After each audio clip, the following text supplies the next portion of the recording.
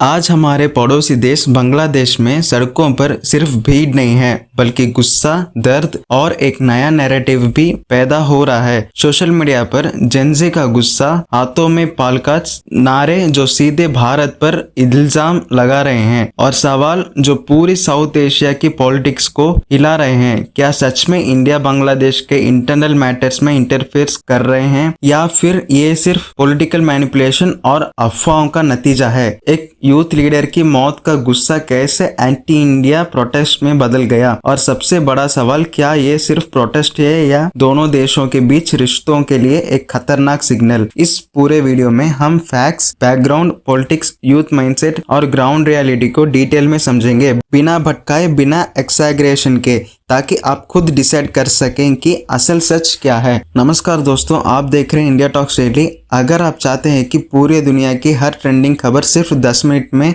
चाहे आप कहीं भी हो अपने मोबाइल पर, तो प्लीज चैनल को सब्सक्राइब अभी करें। बांग्लादेश में पिछले कुछ दिनों से जो हो रहा है वो सिर्फ एक आम प्रोटेस्ट नहीं है। एक मशहूर यूथ और स्टूडेंट लीडर के अचानक मौत के बाद लोगों के बीच गुस्सा फूट पड़ा। ये गुस्सा सिर्फ सरकार का खिलाफ नहीं था, बल्कि धीरे धीरे इसने बाहर की तरफ उंगली उठाना शुरू कर दी। सड़कों पर निकलकर हजारों लोगों ने जस्टिस की डिमांड की, लेकिन कुछ ही समय में ये मूवमेंट एक पॉलिटिकल और इंटरनेशनल एंगल लेने लगा। आज का बांग्लादेश यूथ, खासकर जेंट्स, सोशल मीडिया पर बहुत ज्यादा एक्टिव है। ट्विटर, फेसबुक और रील्स के जरिए नैरेटिव्स बहुत तेजी से फैलती हैं। इसी डिजिटल स्पेस में कुछ पोस्ट और वीडियोस वायरल हुए जिसमें यह कहा गया कि इस पूरे केस के पीछे बाहरी ताकतों का हाथ है, बिना पूरी जांच के, बिना ऑफिशियल कंफर्मेशन के। गुस्सा डायरेक्टली इंडिया की तरफ मोड़ दिया गया। यहाँ से ही एंटी इंडिया स्लोगन्स और ब्लेम गेम शुरू हुआ। बांग्लादेश की पॉलिटिक्स में इंडिया का नाम लेना नया नहीं है। Historical relations, open border, trade और पास्ट पॉलिटिकल सपोर्ट के कारण जब भी देश में इंस्टेबिलिटी होती है,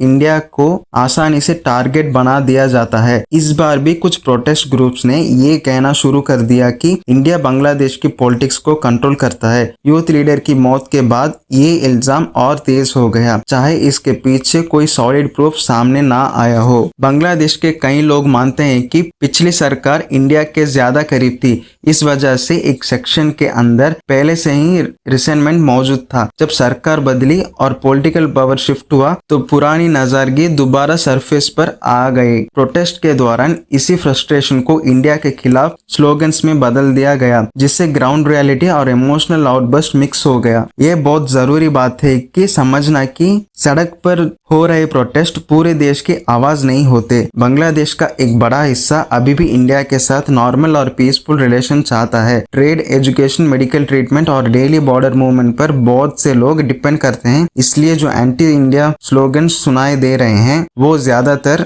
इमोशनल और पॉलिटिकल इन्फ्लुएंस का नतीजा है, ना कि पूरी कंट्री की कलेक्टिव सोच। इंडिया ने इस सिचुएशन को काफी संभल कर हैंडल किया। बॉर्डर पर सिक्योरिटी बदल गई है ताकि कोई भी सिचुएशन आउट ऑफ कंट्रोल ना हो। डिप्लोमेटिक मिशंस के आसपास भी सेफ्टी टाइट्स की गई है। इंडिया का ऑफिशियल स्टैंड यही रहा है कि बांग्लादेश के इंटरनल मैटर्स में इंटरफेस नहीं किया जा रहा और शांति और स्टेबिलिटी दोनों देशों के लिए जरूरी है। ऐसे सेंसिटिव समय में अफवाह सबसे ज्यादा डेंजरस होती है। कुछ एग्जैगरेटेड हेडलाइंस और हाफ ट्रूथ वीडियोस ने आग में घी का नाम लिया। ग्राउंड पर सच ये है कि इन्वेस्टिगेशन अभी चल रही है, लेकिन सोशल मीडिया ट्राइबल पहले ही हो चुका है। इसी वजह से गुस्सा और कंफ्यूजन दोनों बढ़ते गया। शॉर्ट टर्म्स में टेंशन दिखेगी, स्टेटमेंट्स आएंगे, प्रोटेस्ट हेडलाइंस बनेंगे, लेकिन लॉन्ग टर्म में दोनों देश एक दूसरे पर डिपेंड करते हैं। बॉर्डर, ट्रेड, सिक्योरिटी, कोऑपरेशन और रिलीजनल स्टेबिलिटी के लिए रिलेशंस का स्टेबल रहना जरूरी है। इसलिए एक्सपर्ट्स मानते हैं कि ये टेंशन टेम्पररी है, लेकिन अगर नैरेटिव्स कंट्रोल में नहीं आए तो फ्यूचर में प्रॉब्लम्स बढ़ सकती है। बांग्लादेश का यूथ फ्रस्ट्रेशन, अनएम्प्लॉयमेंट और पॉलिटिकल अनसर्टेनिटी से गुजरा है। जब जस्टिस डिले होता दिखता है तो गुस्सा डायरेक्शन ढूंढता है। इस बार वो डायरेक्शन इंडिया की तरफ चला गया। ये सिर्फ बांग्लादेश की प्रॉब्लम नहीं, बल्कि पूरी दुनिया में जेनजी के गुस्से का एक एग्जाम्पल है, जहां इमोशंस फैक्ट्स पर भारी पड़ जाते हैं। आज का सबसे बड़ा सवाल ये नहीं है कि इंडिया दोषी है या नहीं, बल्कि ये है कि क्यों हम बिना पूरी जानकारी के किसी देश को विलेन बना रहे हैं। प्रोटेस्ट करना लोकतंत्र का हिस्सा है, लेकिन अफवाहों पर भरोसा करके नफरत फैलाना दोनों देश के लिए खतरनाक हो सकता है। सच को समझना, फैक्ट्स का इंतजार करना और इमोशंस पर कंट्रोल रखना ही इस सिचुएशन का सबसे सही रास्ता है। आपको क्या लगता है, क्या ये प्रोटेस्ट सिर्फ जस्टिस के लिए है या पॉलिटिकल मैनिपुलेशन का हिस्सा? अपनी राय कमेंट्स में जरूर लिखिए। अगर आप चाहते हैं कि ऐसे गहरे एनालिसिस और दुनिया भर के ट्रेंडिंग करंट अफेयर्स बिना शोर शराबे के समझना, तो चैनल को सब्सक्राइब कीजिए और वीडियो को शेयर कीजिए।